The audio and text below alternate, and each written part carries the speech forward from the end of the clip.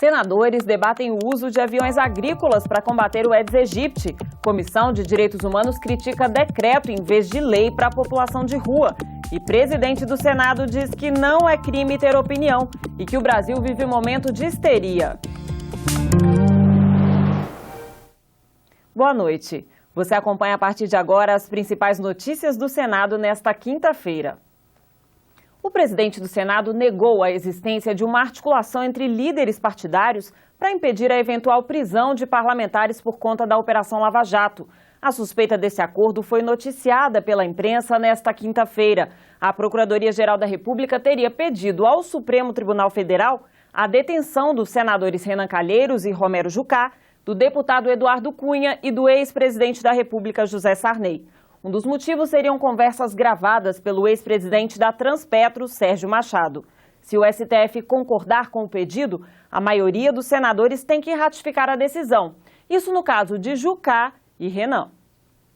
Eu quero dizer que eu sou responsável por meus atos, por minhas opiniões. Não há delito de opinião no Brasil. E toda vez que acontece uma barbaridade com pessoa, a democracia corrige. O problema, o grande problema é quando essa barbaridade é contra as instituições. Aí ninguém corrige, perde-se os avanços conquistados. Nós não temos sequer informação sobre o conteúdo das delações.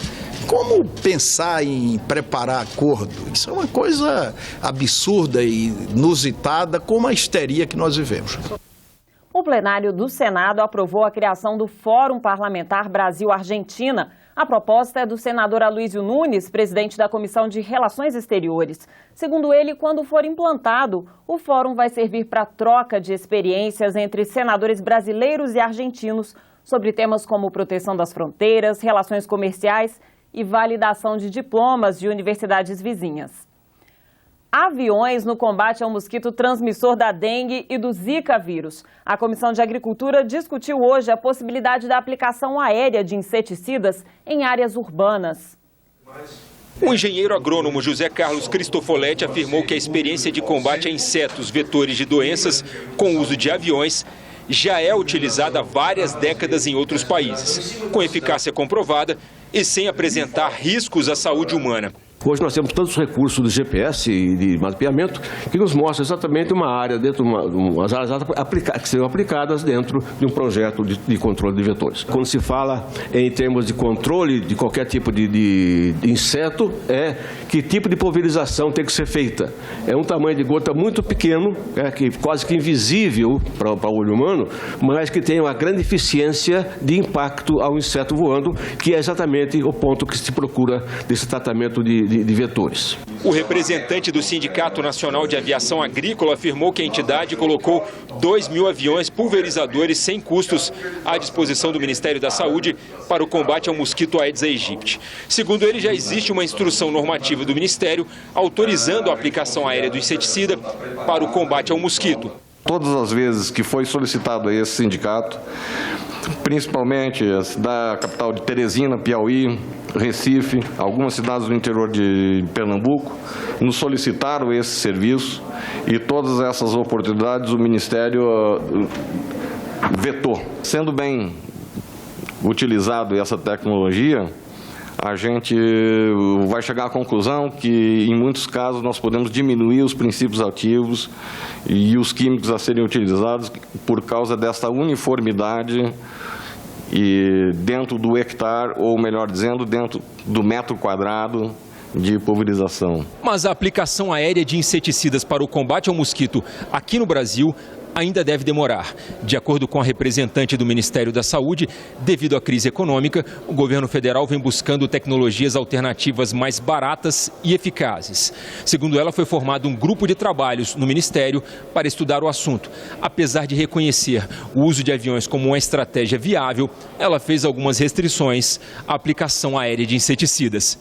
As outras questões de segurança, acho que já foram comentadas, que diz respeito à falta de controle que a gente vai ter em relação ao deslocamento desse inseticida, principalmente quanto mais alto a gente fizer esse voo, mais ele vai se dispersar. Tem registros, então, em estudos mostrando que esses inseticidas podem atingir até 32 quilômetros de distância daquele local onde ele foi aplicado, dependendo das condições de vento, temperatura, umidade, distância e altitude em que ele é aplicado. O senador Ronaldo Caiado, autor do requerimento para audiência pública, fez duras críticas à política de combate ao mosquito Aedes aegypti no país. Isto é algo que chega a ser revoltante nós não darmos esta alternativa para o combate à doença, porque amanhã acha que além do Aedes aegypti, o Culex pode também atingir um outro mosquito e que naquele momento, naquela hora, teria ali um desequilíbrio. E, no entanto, a criança nascer com microcefalia, ou outra morrer, ou o cidadão ter uma síndrome de Guillain-Barré, não, isso não tem problema.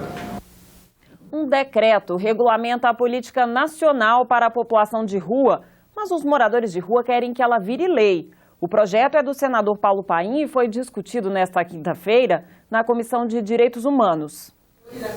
As situações de violência policial foram denunciadas pelos participantes da audiência.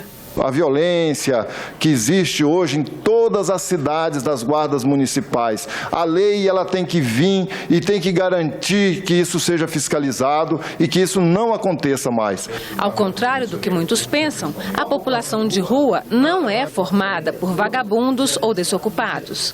A pesquisa já indica que 70% desenvolve algum tipo de trabalho para obtenção de renda. Aquelas pessoas que pedem dinheiro como principal forma de obtenção de renda é apenas 15%, segundo a pesquisa nacional de 2008. Participar da solução dos seus problemas é uma das reivindicações do grupo.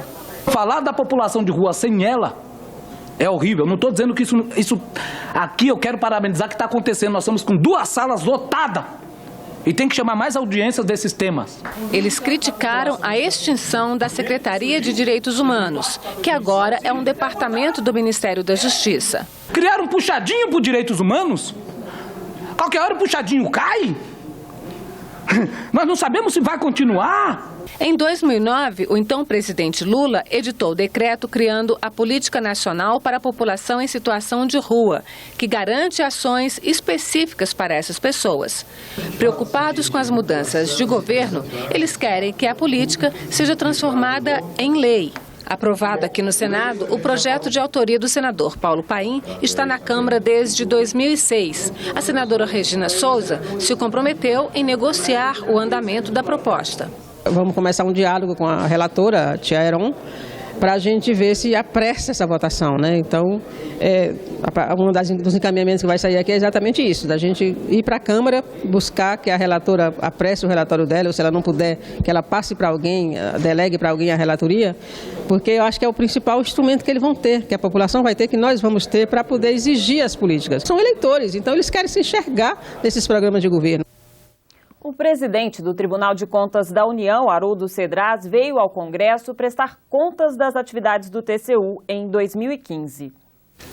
O ministro Haroldo Cedras entregou ao presidente Renan Calheiros o relatório das atividades do Tribunal de 2015. É um relatório que abrange todas as áreas de todas as políticas públicas, ou seja, nós estamos prestando contas ao Congresso Nacional do que fazemos, como fazemos, o quanto gastamos, enfim, aquilo que tem que ser a transparência completa das nossas atividades. Que o TCU há praticamente 18 meses vem envidando esforços no sentido de modernizar a administração do próprio TCU, os seus métodos de trabalho, incorporando novas tecnologias que antes até não estavam à disposição do TCU e eu diria mesmo até do conhecimento humano. Então nós estamos incorporando novas ferramentas para que o nosso trabalho seja cada vez mais tempestivo, mais proativo e que inclusive possamos no futuro fazer análises preditivas, auditorias preditivas e contínuas, porque a sociedade hoje nos cobra cada vez mais respostas mais prontas sobre o acompanhamento de todas as políticas públicas.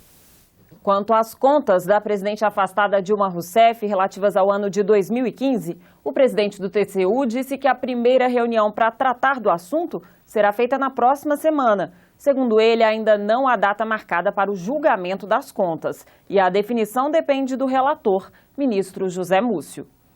Você terá outras notícias a qualquer momento na nossa programação e também na página da TV Senado na internet. Obrigada pela companhia e até amanhã.